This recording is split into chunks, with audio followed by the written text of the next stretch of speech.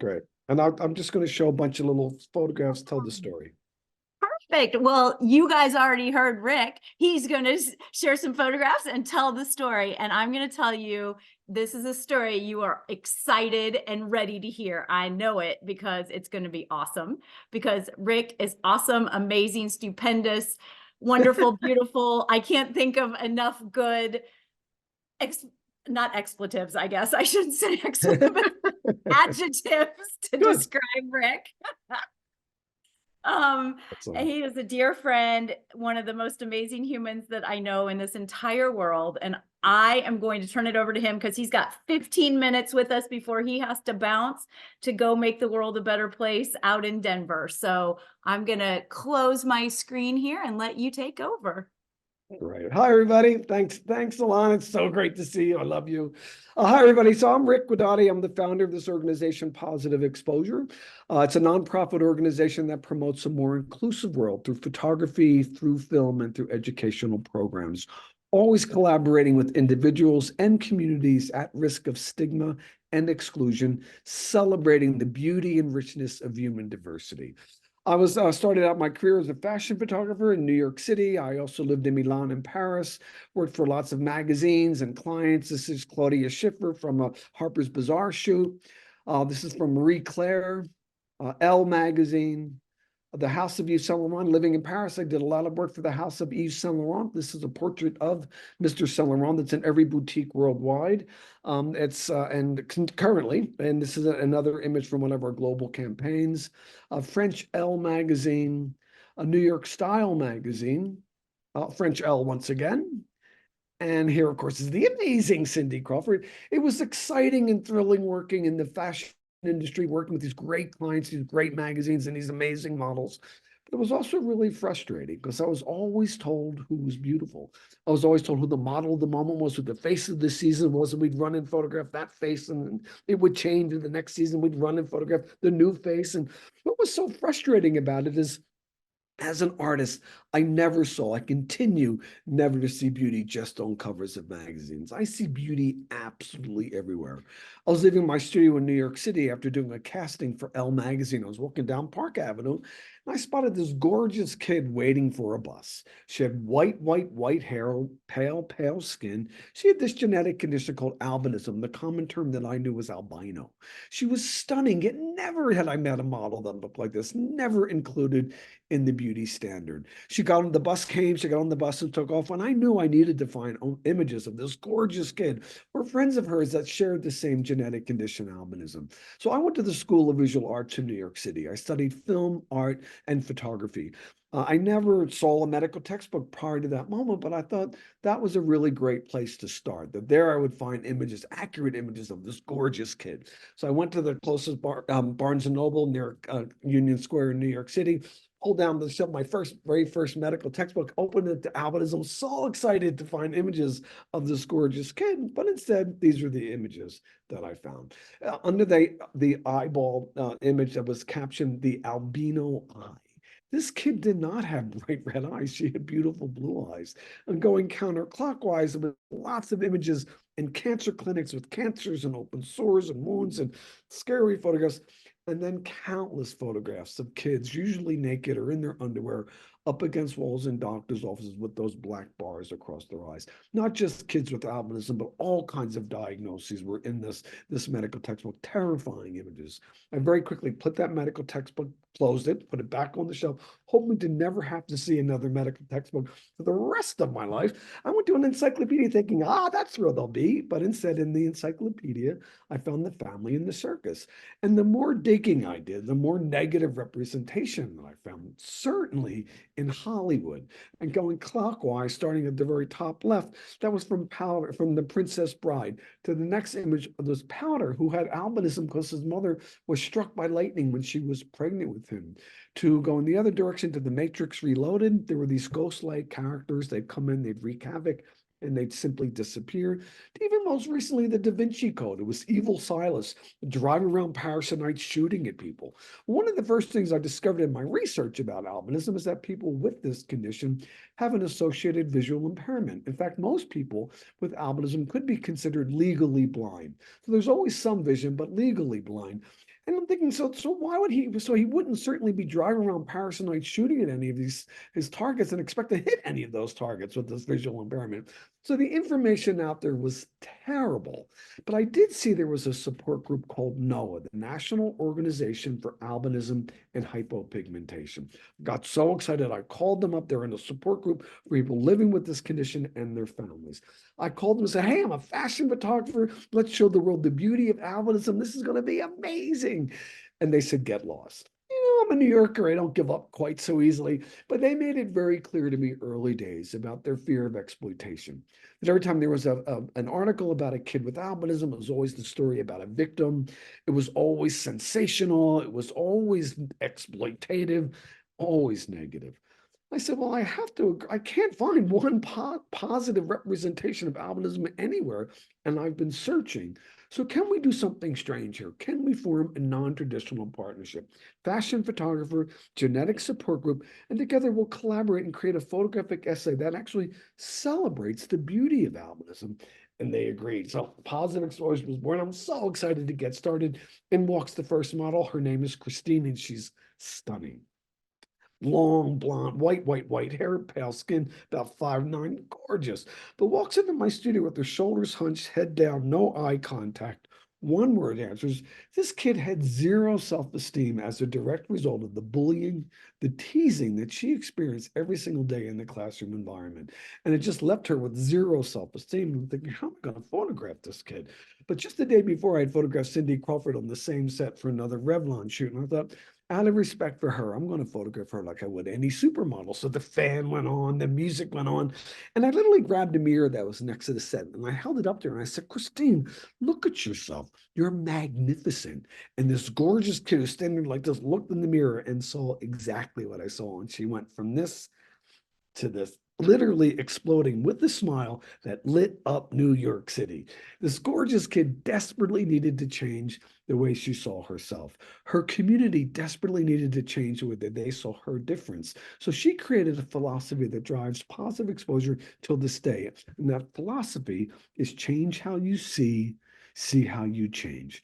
She walked into school the next day, not like she normally does, with this newly discovered image of her own beauty. It was extraordinary to see that transformation. Those first images were a cover story in Life magazine, which is kind of cool. It was called Redefining Beauty. It was a 5-page spread. It was fantastic, got lots of accolades for it. But as I was traveling around the world doing my fashion work, I would connect with the local albinism support groups. All the different support groups found out about this Life magazine spread celebrating the beauty of albinism. Albinism incidence of albinism is about 1 in 20,000 worldwide. It's recessive, so of course both mom and dad carry the gene. Then there's a 1 in 4 chance of having a child with albinism.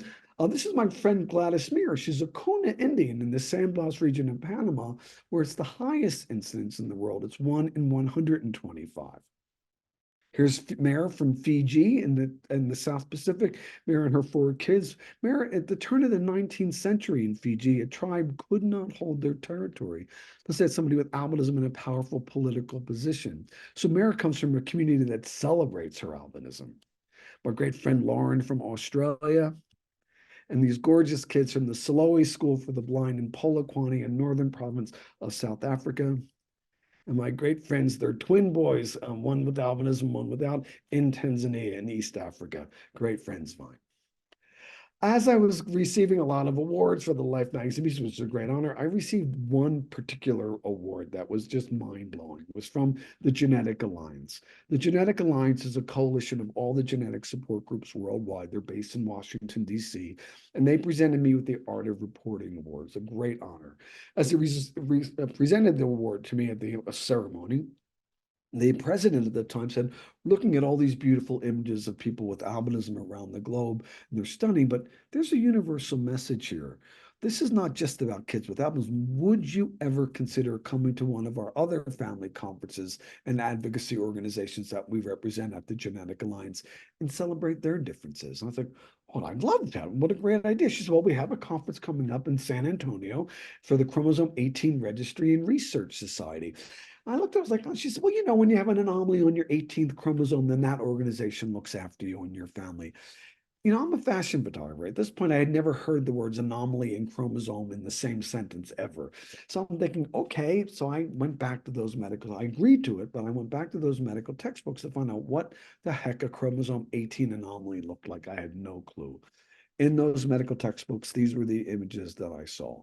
I saw many images of stillborns, and then lots of images of kids with cleft palates and trachs and feeding tubes and mobility issues. And I'm thinking, this is scary. I mean, albinism was so easy. I've never, how am I going to photograph these kids? It's like, but I agreed. And I went to this conference and I had these images burn into my head. I walked into the auditorium and there was a clown on stage making balloon animals. And I walked in thinking, how am I going to do? And I was instantly surrounded by kids screaming with laughter. There were kids with cleft palates and trachs and feeding tubes, but they were kids and they were kids and they were having fun. It's like, where was that one smile when I was trying to research what a chromosome 18 anomaly looked like or was? And there you have it. These are some of the kids that I met. Gorgeous Pauline. Here's Sean. Ellington, the coolest person I know, alongside with Dr. Bree, but Ellington, one of the coolest kids I know. Amazing. Remy, and they weren't all kids. They were kids, they were adults, they were people, and they were people having fun. They were not diseases or diagnosis. They were people. Where was that one smile? And while I was trying to research what a chromosome anomaly looked like. Came back to my studio after that weekend. We created 1 billion images, and I was approached by Francis Collins, who was then the director of the National Human Genome Research Institute. They just mapped the people's genome, and they wanted to create a photographic exhibition at the Museum of Natural History in DC.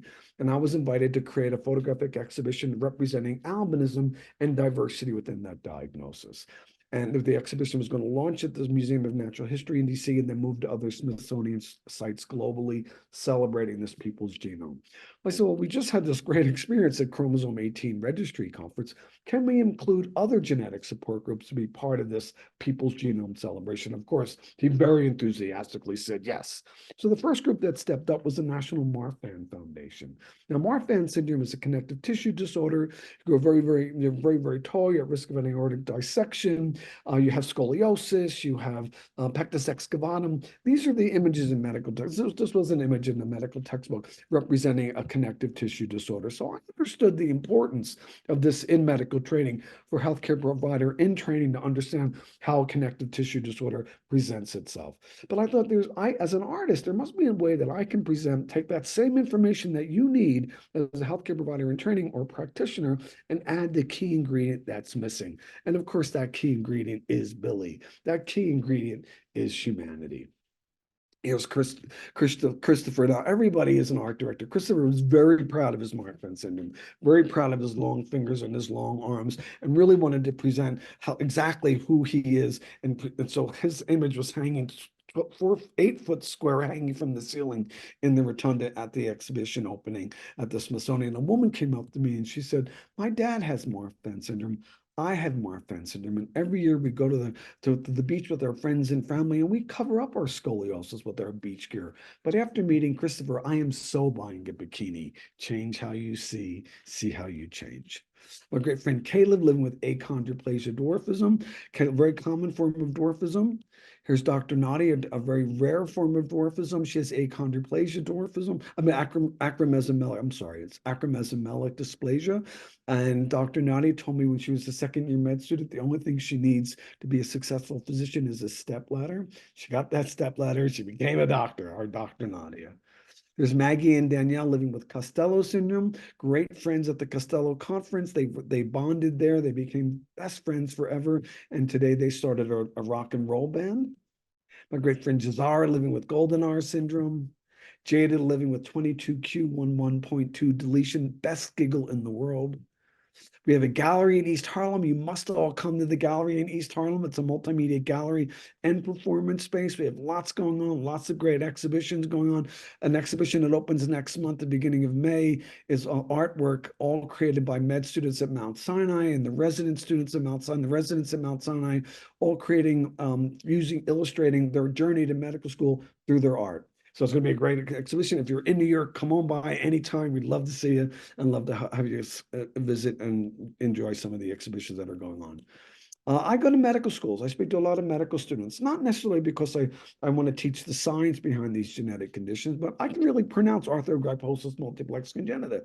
And I know, and I met Billy, I'm TJ, and he taught me what that was. And I didn't study it in the medical textbook. TJ can't use his hands because of the type of arthrogryposis that he has.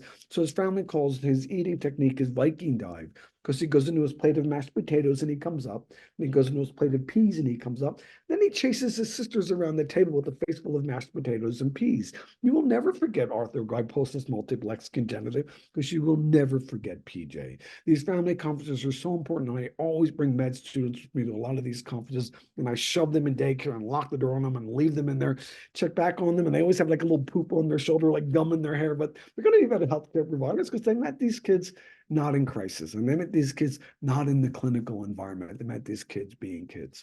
This prompted us to create a film series called Frame, Faces Redefining the Art of Medical Education.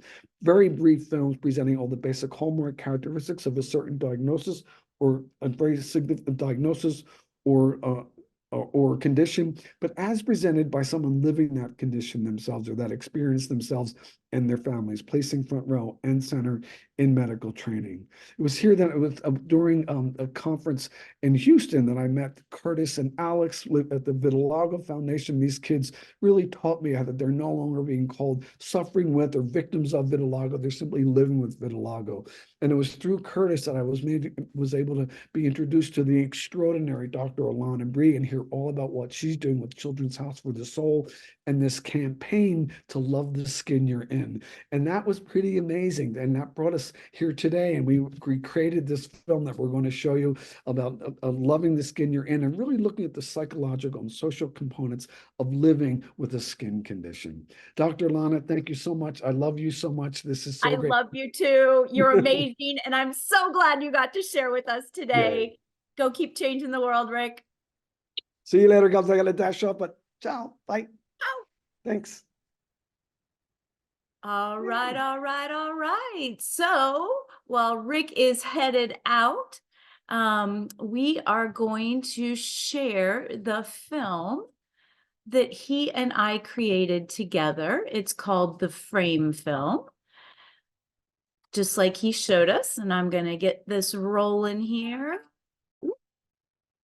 And I just want to know, Marshall, can you just give me maybe a thumbs up if you can hear me? Marshall is our amazing friend at Sages who does all the behind the scenes work. And I just want to make sure that we can hear this film because it is so amazing. It does live on our website. It does live on Rick's website. And I would encourage you guys to go back and look at it and listen. And also, I think it's really great that all of the Frame films about several different conditions, some that have dermatologic findings, but again, I just think it's a great way to learn. Another great way to learn about medical conditions is to go to Camp Discovery. So Camp Discovery is the Academy of Dermatology camp. I started being involved as a first-year resident. And I will tell you, you get to see these kids that you would otherwise see in clinic when they're in a safe space and they put their invisible armor down that they wear out in the world to protect them. And you can really see them as the kids that they're meant to be. And it's just a great experience. And I think it, no matter if you go into derm or any other profession, I think it will change the way that you see kids with skin conditions forever and ever, and really inform the way that you practice kind of whole person care that addresses that social, emotional, spiritual, because you have seen the condition with skin on, basically. And I'm just so proud of Rick and what he has created to make the world a better place. And this film is one of them. So let's get going.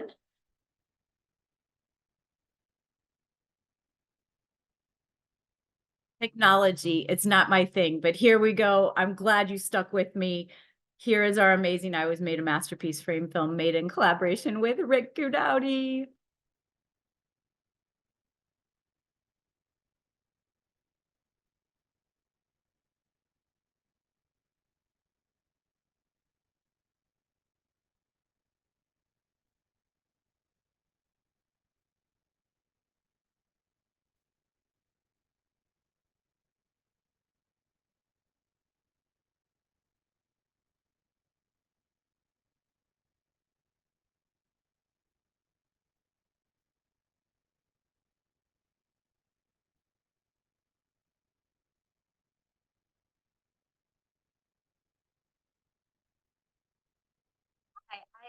Alanna Bree. I am a pediatric dermatologist, and I'm also the executive director of a children's house for the soul that supports the social and emotional aspects of skin disease.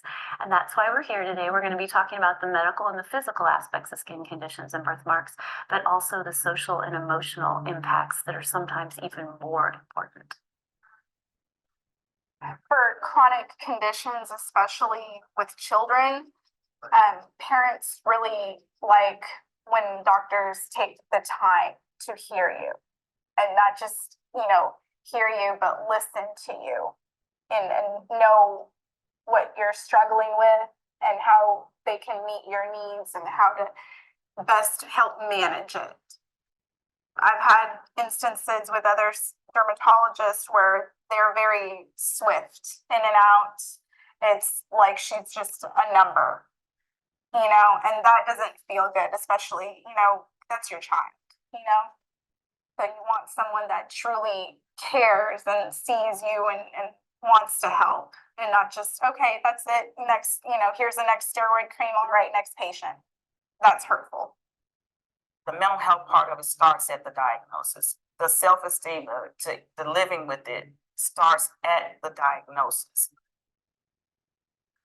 With a 6-year-old, you can create their entire experience with it. So my pediatrician was very honest with me very early on because I was taking it pretty hard. And he said, whatever you make of this, she's going to accept that attitude. So write her story. You should approach the child with an uplifting attitude and a mental capacity to say, like, you're going to be okay. Look them straight in the eye, don't stare, and just be happy for them and see this as an uplifting sort of experience in their lives. There's no cause, there's no good treatment, there's no cure.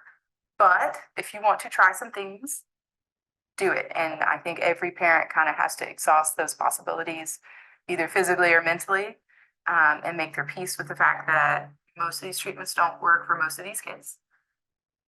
If the treatment's worse than the disease, why are you doing it? You should empower the child, empower the family, educate.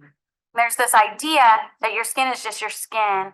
Even when I was working at the hospital, I had this idea that it was, I regret to even say that it was really not a big deal. But when you look at these kids and you look at living in the community every day with the impact of having folks ask them questions, having their peers ask them questions, or even being different, there is a major impact. And so I think with the Children's House for the Soul, one of the things that we're really trying to help with is that social and emotional impact and educating medical professionals, people who see these kiddos day in and day out, that we need to address the whole child. Our children that have skin conditions, or adults that have skin conditions, they're wearing their disease. It's very visible. They can never forget about it because they see it in the mirror. Other people look at them and see it, so they can never really escape. And we need to touch their skin and let them know they're okay and that you're comfortable with them. Because as a physician, you can't give this child everything they need that's in front of you. That's a silly thought as well. You can't. There's only so much of you. But when we build a community around these people, that's what they need. And if we can be a little small part of that, that's amazing. We've had a struggle finding good medical professionals that want to help, that are knowledgeable enough to help, and that can help us. So she put me up against the wall, made me close my eyes and pull my arms out like this, take pictures of me, not like I wasn't a real person, just like I was there for display. She was very disconnected from her patients immediately, from us. Immediately when she walked in, it was like, okay, what are you here for? This was our 8th doctor, by the way, that we saw. And so Emily, and I think we were both a little nervous thinking, guys, just another doctor. She asked Emily how old she was and what grade she was in and what her favorite, did she like sports, what her favorite activities were. I don't think for about 10 minutes we even talked about skin condition, because Emily is not just a patient. She's not just a kid coming in for a prescription that you can write off and forget about in 3 months. No kid is like that. one thing that I recognized a lot with our community is a lot of people think that they should tell their child or their, even adults, shh, don't ask about that, stop staring, don't look at them. And instead, we kind of create this mystery around these skin conditions when we act like that. Don't look, don't ask. That kids then are more curious because you've made it this interesting, fantastic secret as to why, that their skin has some white spots or that they're missing some hair and some spots. And we increase the interest and we increase sort of a stigma. When doctors address more than just the medical piece of it, because it's great to have the treatment. It's great to find out what updates are out there to help maybe for those who want a cure, but there are those who still have to live with it day to day. So when doctors know that there are support groups out there, they can refer their patients to the support group and they are able to direct their patients to have a whole healthy life, because it's not just, like I said, the outside, it's the inside that we have to deal with as well. I think we just need more education about how significant skin conditions can be. Birthmarks, skin conditions, and there's many studies that show the increased risk of suicide, the increased risk of depression, the increased risk of anxiety among our patients because they are wearing their disease. They have no opportunity to get away from it. And I think sometimes that's not valued among the medical community, unfortunately. We are here to advocate for our patients and give them the best possible care. And I do think when you devalue that patient and they hear that it's just eczema, they feel all alone. They feel like they have nobody to turn to help them. And that's the last thing we want as physicians. We want to make a difference. We want to help people. And I think we have to remember that skin disease is a true disease and it has many, many implications. I feel like if you're a student, you should come in with like ready to listen, and learn more than going in there and being like, I'm gonna say this and more understand how the person's feeling about it rather than seeing them for their skin condition. I think that's a huge thing. Dermatologists usually don't see EI, ichthyosis patients very often. They're excited in not the best ways sometimes. And I understand, that it's something new that they want to explore and dig into. And sometimes they forget that there's a person behind that skin. Can we first build a relationship so that I can trust you so then we can take the picture? That would be better. I can only imagine how exhausting it must be to be day in and day out with people that need you, that have problems and looking at you to fix it. And it's going to be draining. But somehow I would encourage everybody to figure out a way to refill their kindness cup. The connection that they should make with their patients, with the kids, and with the parents, even the parents' experience. I understand that doctor goes to school and they have a lot of knowledge, but it's not 24/7 care that a parent has with a child, and they work together to find solutions that, they can make such a bigger difference, and not just medically, emotionally. You need to be in touch with your patients. You can't properly treat the children if you don't know them. You can't help somebody if you don't know who they are, understand them, or sympathize with them. We went from doctor to doctor to doctor. And I think the hardest thing as a parent is knowing that your child is suffering and miserable and not being able to help him. He would be running around the house screaming that he was on fire.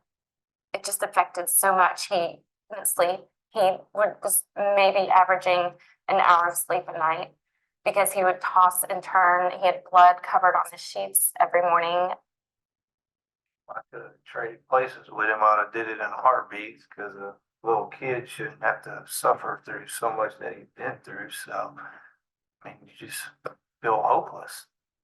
I felt like doctors were not listening to us as the parents, but to live in it day in and day out of the wet wraps and the, bleach baths and the changing of the sheets every single day and, just constant work on our end to help him. I would constantly say to myself, if a doctor would just come live in our house for one night. Here I am, 6 years old. They don't even explain to me, say, hey, we're gonna do this, this, or this. They say, can you stand up? And they pull out a Polaroid camera and start taking some Polaroids, different ways, close-ups, and that was it. It's almost like the whole reason that I was there for was forgotten. But to them, it was just another interesting case of something they hadn't seen in a long time. Treat them how you'd want to be treated, really. I don't like the pictures, particularly when I'm a brand new patient. They come into the door and the first thing that they ask is, can I take a picture of you?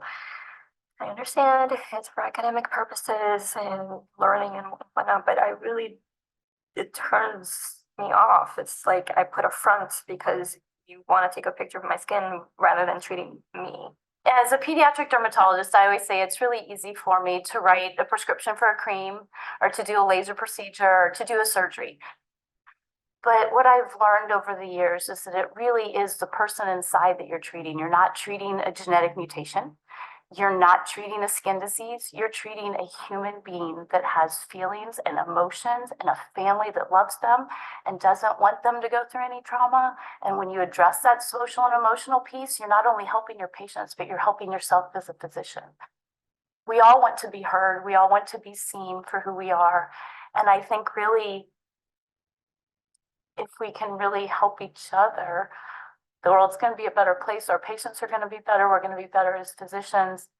We need more doctors to understand the severity of this and that this is not just a little itch on the elbow. This is not just a little,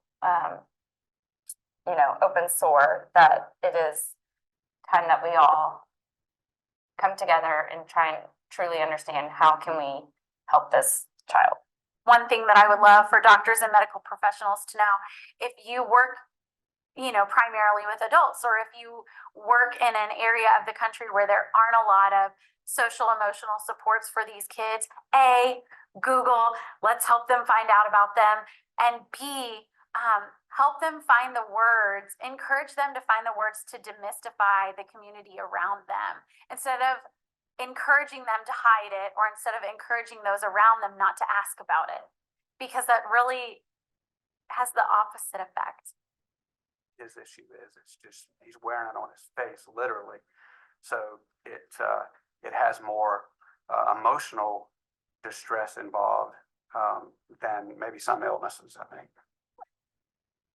It wasn't the diagnosis. The diagnosis was correct for the most part, but it was, what you need is, at that point, as new parents, is direction on what does this mean to us?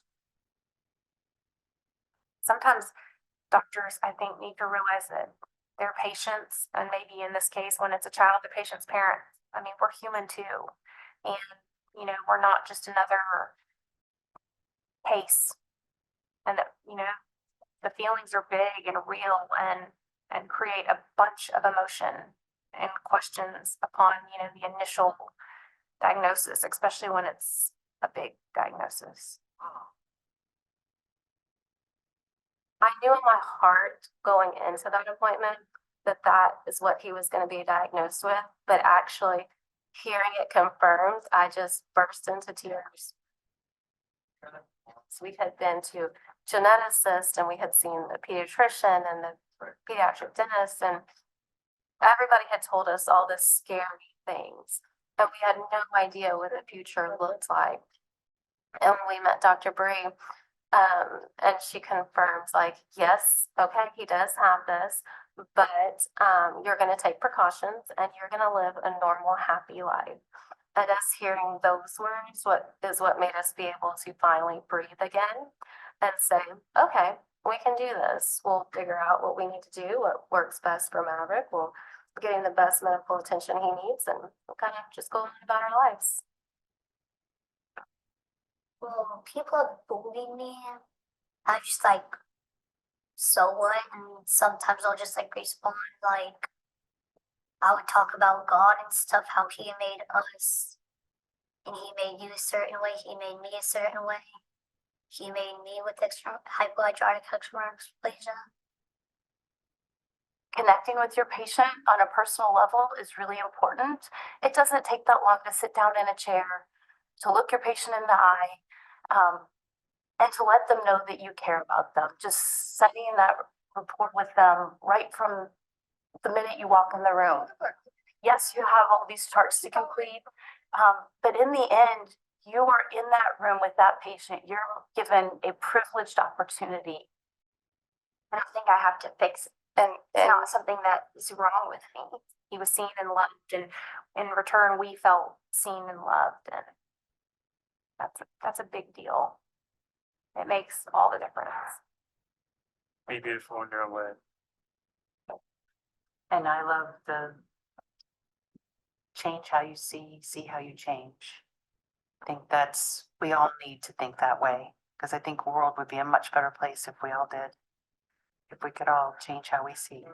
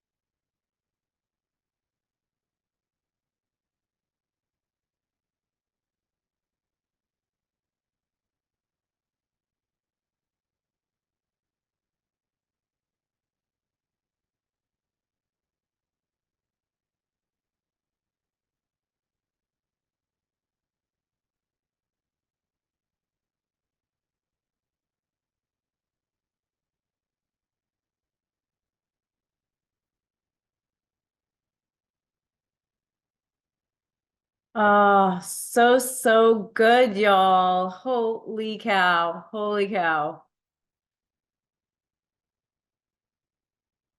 Let me jump back on here.